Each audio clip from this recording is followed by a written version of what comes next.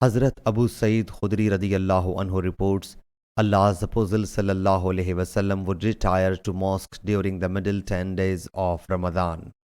When the 20th night would pass and the 21st was about to come, he sallallahu alaihi wasallam would return to his dwelling, and whosoever was along with him would also return.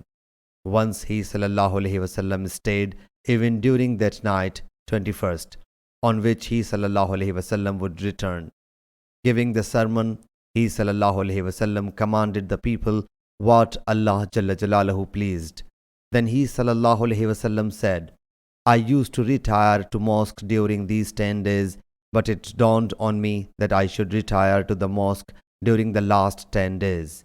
So whosoever has retired to the mosque with me should keep on observing it, and the valuable night had been shown to me. Then I was caused to forget it. Thus, seek it during the last 10 days on every odd night. I saw that I was prostrating myself in water and clay.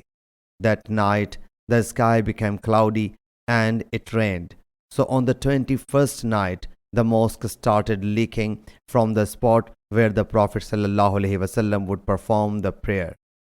So I observed with my eyes that when the honored ﷺ returned after performing the morning prayer, the mud was sticking to his face. Sahih Bukhari, Hadith number 2018.